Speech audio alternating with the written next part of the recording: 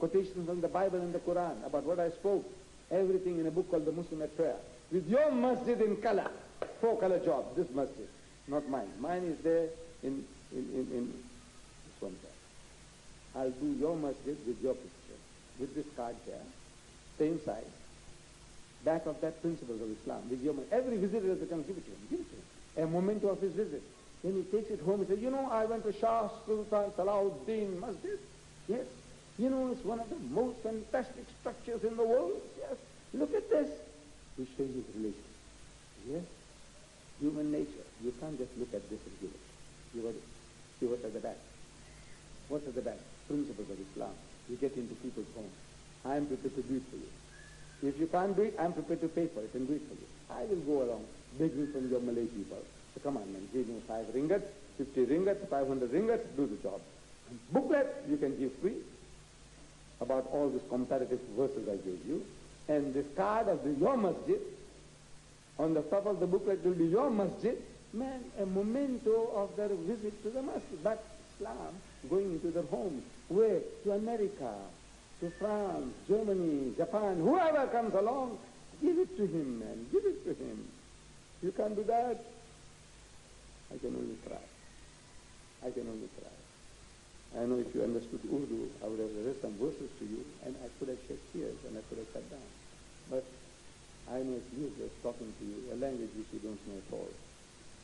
See, so Mr. Chairman, and my dear brothers and sisters, I'm very grateful for the privilege that you brothers have given me, and I look forward to the opportunity of being of further service to you for the cause of Islam, and I look forward to the opportunity of coming again and sharing with you. Oh, by the way, it was your question time. I forgot.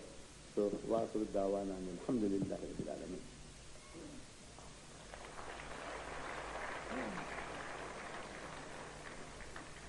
Jazakumullah khair, our brother DEEDAT. Inshallah, we have about. Okay, we'll open the floor for questions and answers, but please, for easier control, just state your name and where you're at, maybe from Shah Alam, section 4 Shah Alam, come back. You get a line up there, the line up, then you shoot the pastor.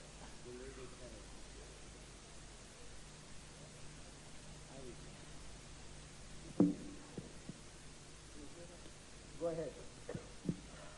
Assalamualaikum warahmatullahi wabarakatuh. Sheikh Abad DEEDAT, my name is Suharjo Darmi Sadi Sharif, and permit me to call you my father because when we met the first time in Bangi, I think, you specifically addressed me when I stood up as, yes, my son. So today I would like to return the favor, if I may, to address you as my father. Now, in your booklet over here, and I do not deny the fact that even in the Quran, there are words which carries the meaning of a good Christian, a good Jew, and so on and so forth. Could you please elaborate on the term a good Jew and a good Christian? Thank you. This is, I don't want to say that. There are good Jews and good Christians. I don't want to say that. But Allah says that. It says, minhumul mu'minuna. It says, minhumul mu'minuna. It says, وَلَوْ آمَنَ أَحْلُ الْكِتَابِ لَكَانَ خَيْرًا لَهُمْ. But if the people of the book, the Jews and the Christians, if they hearken to this message, it will be better for them. In other words, it will be better for you Muslims. Minhumul mu'minuna. Among them there are mu'min. Very high title. Allah says, minhumul mu'minuna.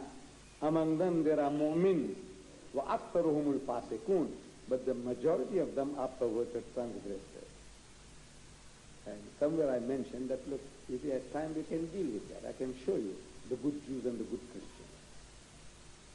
There is a book written by Michael H. Hart. Michael H. Hart.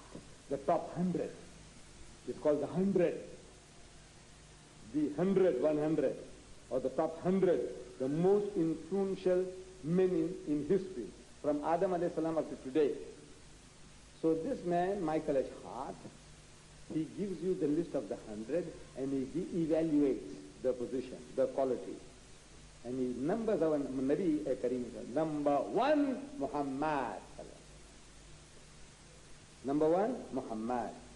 Number 3, Jesus Christ. His God is number 3. Now, what would you think of a man like that? He puts his own God 3 and puts our Nabi number 1. Then in the Times magazine, July 15, 1974, there were a series of essays under the heading, "Who are history's great leaders?" And they tell you, time after time, they tell you, Muhammad, Muhammad, Muhammad. Jules Masterman, a United States psychoanalyst, a professor at the Chicago University. In that article, he says, before we confer greatness upon any individual, first we must find out what we are looking for in a man. And he gives 3 standards. Number 1, we must find out that he, the person, whoever he is, he must be interested in the welfare of the led, the people he's leading. He's not interested in milking cows for himself. Number 2, he must provide a social organization in which people feel relatively secure. And number 3, unity of belief. With these 3 standards, he searches history, and he analyzes Louis Pasteur, the man who discovered the anti-TB vaccine. Louis Pasteur, the microbe, who discovered the microbe. Salk, anti-TB vaccine, and so on. He analyzes Hitler, Mussolini as great, not good or bad. The guy was great. 90 million Germans were prepared to march at his behest. Death or destiny. He was great. We're not talking about good or bad. The man can be evil, but he's great. 90 million people are prepared to follow him. He analyzes Mahatma Gandhi, and so on, and Moses, and Jesus, and he comes to the conclusion that perhaps the greatest leader of all time was Muhammad sallallahu alaihi wasallam. And to a lesser degree, he said Moses did the same. A Jew, he put Muhammad number 1 and his own Moses number 2. Now these are the type of people, I say, they are milhumul mu'minun, they are good people. وَأَكْثَرُهُمُ الْفَاسِقُونَ. But the majority of them are perverted. 2 times.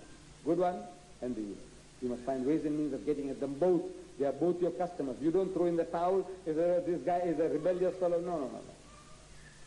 In the ayah, from Surah Nahl, chapter 16, ayah number 125, Allah says, "Udu ila sabili rabbika bil hikmati." Invite all to the ways of the Lord with wisdom. Wal maw'izati al-hasanati, and with beautiful teaching. Wajadilhum billati ahsan, and reason with them in the ways that are best and most gracious. Abdullah Yusuf Ali, this translation. He gives a commentary on that verse. It's worth checking out. You need it. Everybody needs it. This translation, you need it. But I give you his commentary. He says the preacher of God's truth, you and I, everybody is supposed to be doing the job. The preacher of God's truth may sometimes say to himself, what is the use of talking to these people? The Chinese, or the Jews, or anybody for that matter.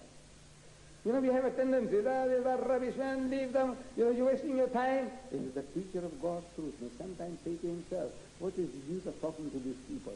They have already made up their mind. So let him not yield to such a temptation.